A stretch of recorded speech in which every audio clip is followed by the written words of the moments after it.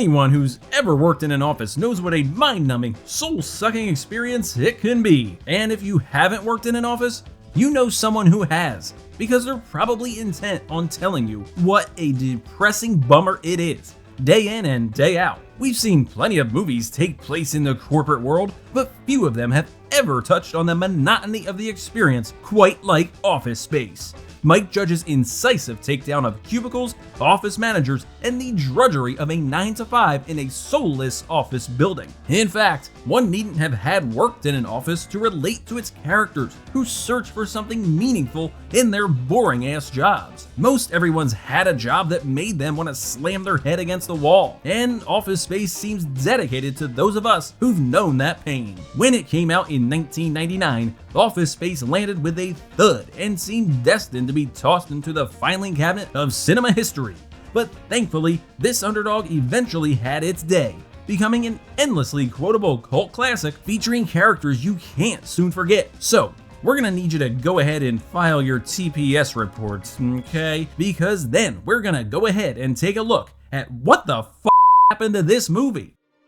The creator of Office Space, Mike Judge, knew a thing or two about being a cog in a corporate machine before he was known as the mind and multiple voices behind animated hits like Beavis and Butthead and King of the Hill. Judge spent plenty of years working in offices when he was considering a career in science and engineering after graduating with a bachelor's in physics. Imagine if he had taken that path. But growing bored with the culture and lifestyle that came with devoting his life to science, Judge abruptly turned his attention to animation, quitting his job and focusing on creating weird short animated movies. Judge eventually developed a short called Frog Baseball into Beavis and Butthead for MTV, putting him on the pop culture map almost immediately. Not long after, Judge created another hit series, King of the Hill, which premiered on Fox in 1997 to great acclaim and ratings. Judge ended up getting an overall deal at Fox, whose president at the time, Peter Chernin, liked one of Judge's other low-budget animated shorts, Milton, about a distressed office drone whose life is made miserable by a smarmy boss. Naturally, Milton was based on someone Judge had encountered during his time as an engineer, a sad sack whose desk was constantly getting moved around the office for no clear reason. The shorts aired on SNL and MTV's Liquid Television and became something of a cult hit, and Chernin suggested to Judge that he develop a feature out of the Milton character. Judge didn't think there was a whole feature there, instead offering to create an ensemble workplace comedy in the vein of 1976's Car Wash. He came up with a treatment that Fox liked and eventually wrote the screenplay in 1996 after completing work on the first season of King of the Hill. Chernin's interest in making the workplace comedy stemmed from the fact that while Fox was having success with big budget event picks like Independence Day and Titanic, he thought they should, to borrow a cringy term, balance their portfolio with potential hits in different genres. Initially, Judge was made to understand he didn't need to cast big stars, with the studio apparently telling him they just wanted the best actors for their low-budget movie. Judge put together a table read with a few actors he'd been working with on King of the Hill, David Herman and Stephen Root, while some other actors were there to audition for different roles. The character of Michael Bolton, the gangsta rap-loving programmer with a temper, was written for Herman specifically. All the other roles were up for grabs. Judge was initially going to play Milton himself, but on a whim, he asked Root to take a look at the animated short right before the table read. Root nailed the character's signature mumble and instantly won the part. When shooting started, Root's eyeglasses were so thick he had to wear contact lenses just to see through them. He had no depth perception at all while wearing them, and had to rehearse all of Milton's movements beforehand because he could barely see what was in front of him. Judge didn't think the table read was a success, however, disliking the rest of the actors they brought in. At a certain point, Fox changed its mind about not wanting a star in the movie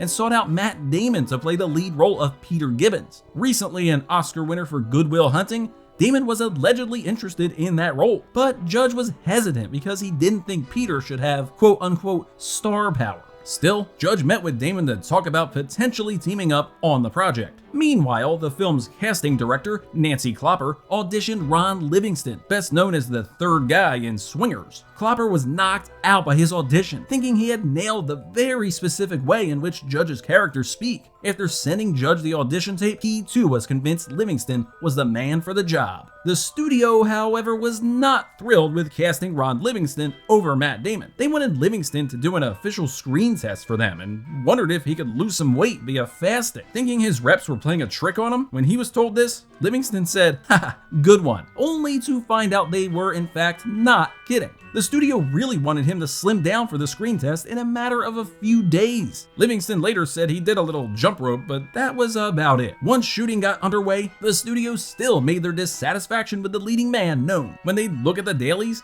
studio heads would tell Judge that Peter needs to smile more and not look so miserable. Naturally, Judge noted the obvious and said that was the entire point, that Peter's unhappy with his life in the first act. But it just seemed like the studio was not excited to be in the Ron Livingston business, and Judge began worrying that they were going to make him recast Peter a few days into shooting. Obviously, Judge stuck by him, and Livingston stayed on, evidently using the work of famed screen curmudgeon Charles Grodin as inspiration. While Judge was allowed to fill out the supporting roles with all manner of veteran character actors and comedians, the studio still felt they needed an A-lister somewhere in the movie. If not the main protagonist, then his girlfriend, Joanna. The script went to Jennifer Aniston, world famous by then thanks to Friends. And because she wasn't getting offered smaller character parts like Joanna, the actress agreed. Livingston would later make the joke that she probably agreed to be in the movie thinking she'd be sharing the screen with Matt Damon. For his part, having Aniston be part of his movie made Judge nervous. So fearful was he that he might end up ruining her movie career. The crucial role of Bill Lumbergh was nabbed by Gary Cole,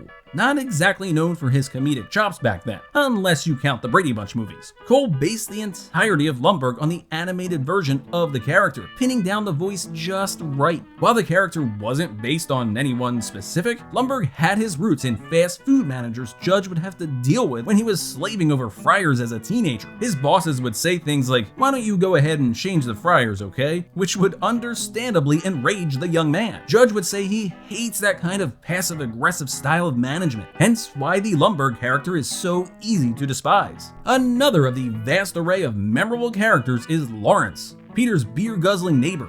Lawrence was indeed based on someone Judge once knew while he was still in engineering. His neighbor was an auto mechanic who made more money than Judge did and seemed completely content with his blue-collar life, in stark contrast to Judge's unhappiness with his fancy science job. Judge auditioned several people for Lawrence, including up-and-comers Owen Wilson and Vince Vaughn, but Diedrich Bader's take on the character completely won him over. Judge took on the role of Stan, the obnoxious manager at Tchotchkes, where Joanna works, because he couldn't find an actor he thought fully understood the part, since everybody played it too over the top. After deciding to tackle it himself, Judge donned a wig and fake mustache to the set to complete the transformation, resulting in most of the crew not even realizing it was him. The scenes discussing Joanna's flair weren't in the original drafts of the script either. They were added later in the production because there was the feeling that Aniston didn't have enough to do in the movie. Before we continue with our video, here's a reminder to click the store tab on any of our JoBlo channels and browse our collection of the latest and freshest designs in our merch store.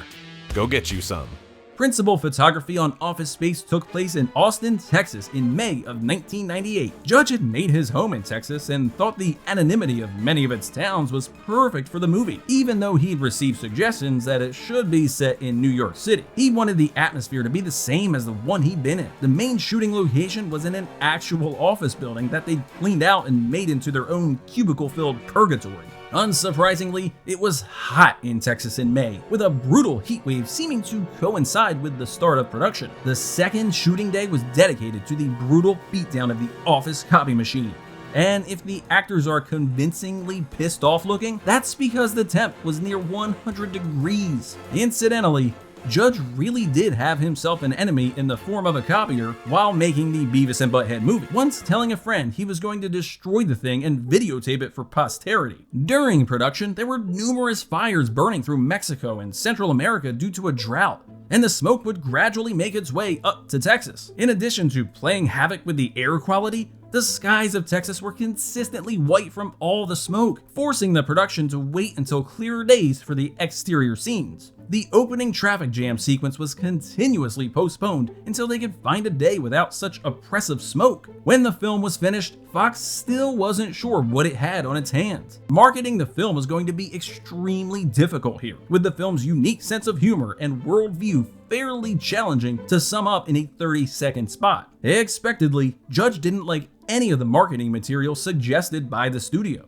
especially the one sheet which depicted an office worker covered in post-it notes. They sent him several cuts of the theatrical trailer, and he hated 2 of them specifically, which of course were the 2 that the studio liked the most. Tom Rothman, then president of the 20th Century Film Group, hated the use of rap music throughout and was trying with all of his might to get it cut from the film. Judge did not want to do this, arguing that the fact you don't associate that kind of music with this type of movie is exactly what made it funny. But he agreed that if a focus group didn't like it either, he'd remove it. If they went for it, Rothman would acquiesce. When they showed the movie to a theater of about 20 people, the woman in charge of the focus group attempted to persuade them the rap music was too aggressive.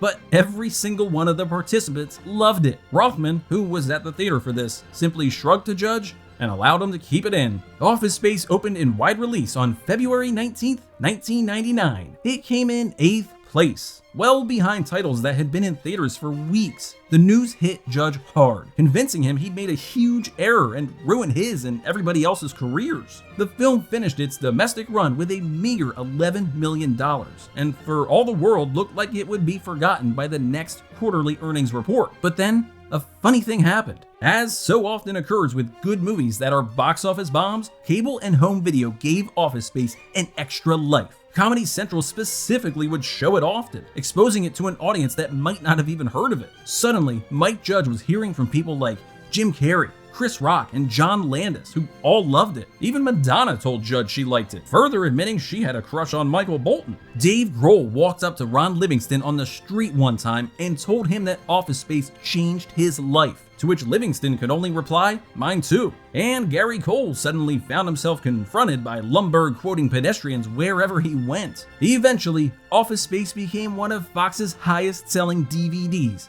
helping to usher in a factory's worth of quotable dialogue and meme-friendly references. Hell, we only say TPS report because of Office Space, and you can probably credit the movie with popularizing the term O-face. The stapler company's swing line was even forced to come out with red staplers because people were demanding them, and even making their own. The cast has gone on to do plenty, but the majority of them will probably always be remembered for their work on this droll comedy. As for Judge, his TV work will always be his primary calling card, but there's no doubt we're all better off that he decided to take a swing at the live-action world with Office Space.